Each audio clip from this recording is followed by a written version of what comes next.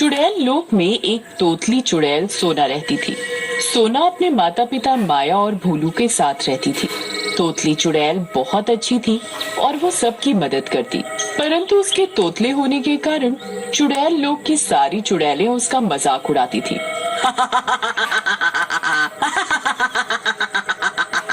सोना चुड़ैल एक बहुत गरीब परिवार से थी। सोना चुड़ैल का परिवार बहुत मुश्किल से चुड़ैल लोक में गुजारा करते थे। सोना चुड़ैल के पास बहुत सारी बकरियां थी। वो उन्हें चराने के लिए रोज सुबह शाम लेकर जाती थी। एक दिन सोना चुड़ैल शाम को अपनी बकरियों को चराने के लिए लेकर गई।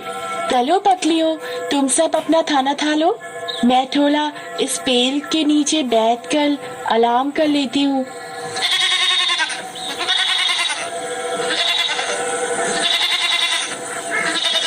सोना ये बात बोलकर एक पेड़ के नीचे बैठकर आराम करने लग जाती है और उसकी बकरियां खुद ही घास चर रही होती हैं। सोना आराम कर ही रही होती है, तभी उसके पास पेड़ के ऊपर से एक बहुत सुंदर सी ड्रेस आकर गिरती है। अरे ये क्या हुआ?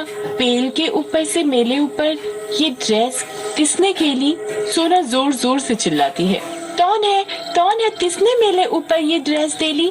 सोना के बहुत चिल्लाने के बाद भी कोई पेड़ से बाहर नहीं निकल कर आता। क्यों ना मैं इस ड्रेस तो घर ले जाऊं? अब तो घर जाकर चुड़ैल माँ ही बताएंगी कि इसका क्या करना है। सोना चुड़ैल अपनी बकरियों को चारा के उस ड्रेस के साथ अपने घर चली जाती है। वो घर जाकर अपनी माँ को सारी घटना बताती है। माँ, मैं पेड़ के नीचे बैठकर आराम कर रही थी, तभी ये ड्रेस मेरे ऊपर आकर गिर गई। कोई नहीं बेटा, तुम चिंता मत करो, हम कल चुड़ैल रानी के पास चलेंगे और उन्हें ये ड्रेस दे देंगे। ये ड्रेस जिसकी भी होगी वो इसे उस तक जरूर पहुंचा देगी। मुझे अपनी गुरु माँ चुड़ैल पर पूरा विश्वास है। अगले ही दिन माया अपनी बेटी सोनू के साथ चुड़ैल रानी के पास जाते हैं। गुरु माँ, मेरी बेटी सोनू कल शाम बकरियों को चराने के लिए गई थी, तब वो एक पेड़ के नीचे बैठ गई, तभी उसके ऊपर ये ड्रेस आकर गिर गई। बिल्कुल सही बोल रही है मेरी माँ। गुरु माँ, कल रात मेरे साथ ऐसा ही हुआ। गुरु, हम तो ठहरे एक गरीब परिवार से, अपनी बकरियों का पालन पोषण कर उनका दूध सब चुड़ैलों को बेचकर ही अपना गुजारा बहुत मुश्किल से कर पाते हैं। भला इतनी महंगी ड्रेस का हम क्या करेंगे? और ये ड्रेस ना ही हमने अपने पैसों की खरीदी। गुरु माँ, ये ड्रेस जिसकी भी हो आप उसको लौटा देना। अरे ये ड्रेस मेरी ही थी, मैंने ही पटन लोक में ये ड्रेस एक दर्जी को दी थी। वो लौटाने ही आ रहा होगा कि ये ड्रेस बीच रास्ते में सोनू के ऊपर गिर गई। अरे ये तो बहुत अच्छी बात है गुरु माँ कि आपकी इतनी महंगी और सुंदर ड्रेस खोई नहीं और सोनू के ऊपर ही आकर गिरी। हाँ माया, तुमने बिल्कुल सही कहा, ये ड्रेस कोई साधारण ड्रेस नहीं है, ये विश पूरी करने वाली ड्रेस है। अरे वाह गुरु माँ, ये ड्रेस तो मुझे पहले ही इतनी सुंदर लगी थी, अब आपने इसकी खूबी बता दी तो मुझे ये ड्रेस और भी सुंदर लग रही है। पर मैं माया तुम्हारी ईमानदारी से बहुत खुश हुई हूँ। मुझे नहीं पता था कि मेरे चुड़ैल लोक में इतनी ईमानदार चुड़ैल भी अभी मौजूद हैं। अरे गुरु माँ, आप कैसी बातें कर रहे हो? हम भला ये ड्रेस वापस क्यों नहीं करते? चुड़ैल रानी माया और उसकी बेटी सोनू की ईमानदारी से बहुत प्रसन्न हो जाती हैं और वो जादुई ड्रेस माया को ही दे देती हैं। ये लो माया, ये ड्रेस तुम ही रख लो। मैं तुम्हारी ईमानदारी से बहुत खुश हुई हूँ। मैं चाहती हूँ कि ये ड्रेस अब तुम ही रखो। तुम इस ड्रेस से जो भी विश मांगोगे, ये ड्रेस तुम्हारी वही विश पूरी कर देगी। बस तुम ये याद रखना कि ये ड्रेस पूरे एक दिन में एक ही विश पूरी करती है, इसलिए तुम बहुत सोच समझ कर इससे विश मांगना। माया और सोनू चुड़ैल रानी की ये बात सुनकर बहुत खुश हो जाते हैं। जी चुड़ैल माँ, हम याद रखेंगे। और हाँ, तुम इस ड्रेस की शक्तियों का गलत इस्तेमाल मत करना, नहीं तो ये ड्रेस खुद ब खुद तुम्हारे पास से गायब हो जाएगी। ठीक है चुड़ैल माँ, हम इसकी शक्तियों का गलत इस्तेमाल नहीं करेंगे। चुड़ैल रानी माया को वो जादुई ड्रेस उसके हाथ में थमा देती है और ड्रेस लेकर माया और सोनू खुशी खुशी अपने घर चले जाते हैं। सोनू अपनी चुड़ैल माँ माया से बात करते हुए, अरे माँ, आज तो हमारे लिए बहुत खुशी का दिन है। हम आप दो ताहे अपने मन की बात इस ड्रेस से बोलकर पूरी करवा सकते हैं। हाँ बेटा, तुम बिल्कुल सही कह रही हो, पर तुम्हें याद है ना चुड़ैल रानी ने क्या कहा था? इस ड्रेस का हमें कुछ भी गलत इस्तेमाल नहीं करना, नहीं तो हम इस ड्रेस से हाथ धो बैठेंगे। जी माँ, मुझे तब याद है, मैं तुझ भी ऐसा नहीं तलूंगी कि हम इस ड्रेस से हाथ धो बैठे। ये की ना समझदारों वाली बात मेरी चुड़ैल बेटी ने। माँ, इस ड्रेस की तुची में आज हम पार्टी करेंगे। मैंने बहुत दिनों से अच्छा खाना नहीं खाया। ठीक है बेटा, आज तुम्हारी ही पहली विश पूरी की जाएगी। आने दो शाम को तुम्हारे भूत पापा को, फिर हम तीनों मिलकर रात का भोजन करेंगे। शाम को तोतली चुड़ैल सोनू के पापा भोला काम से लौटकर घर पर आते हैं। अरे माया, मैं आज बहुत थक गया हूँ।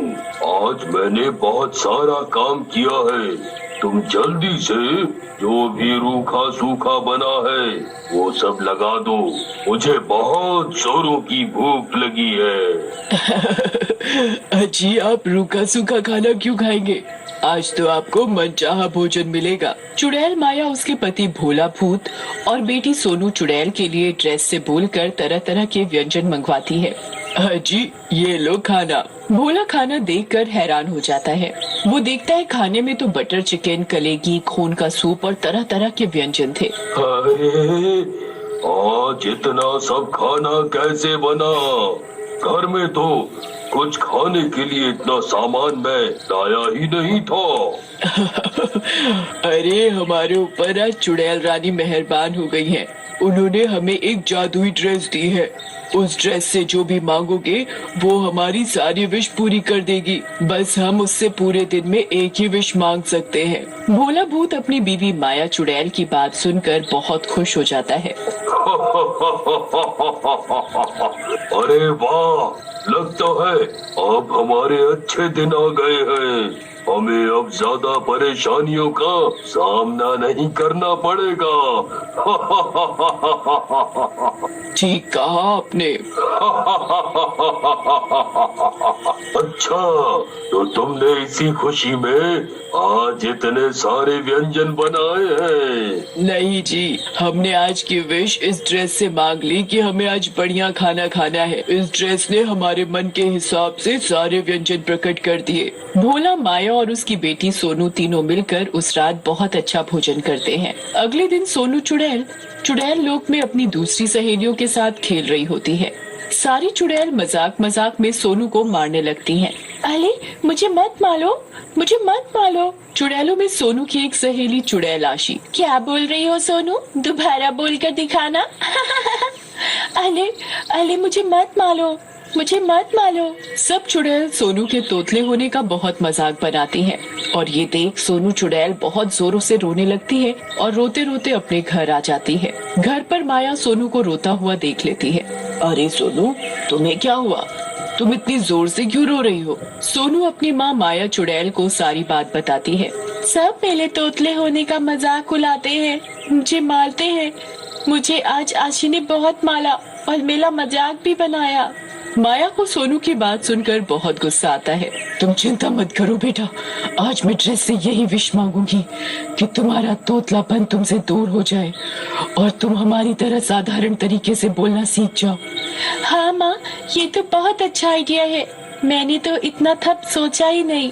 रात होने पर माया चुड़ैल रानी की दी हुई ड्रेस से सोनू के तोतलापन को दूर करने की विश मांगती है। ड्रेस माया की विश सुन लेती है और उसकी बेटी सोनू का तोतलापन उससे दूर कर देती है। सोनू अब माया की तरह ही एक साधारण बोली बोल रही थी। उसकी बोली में बिल्कुल भी तोतलापन नहीं था। ये देख माया और सोनू बहुत ही खुश होते हैं। माँ, मैं बहुत खुश हूँ। मेरी सारी चुड़ैल सहेलियाँ मुझे तोतली करके बहुत चिढ़ाती थी। अब मैं बिल्कुल उनकी तरह ही बोल रही हूँ। अब मुझे कोई नहीं चिढ़ा पाएगा। हाँ बेटा, अब तुम बिल्कुल हम सब साधारण चुड़ैलों जैसी बात कर रही हो। मैं भी बहुत खुश हूँ। माया अपनी बेटी सोनू को गले से लगा लेती है और जब भी माया, सोनू और उसके पति भोला भूत पर कोई संकट आ गिरता तो वो चुड़ैल रानी की ड्रेस से विश मांगकर उसे झट से दूर कर देते।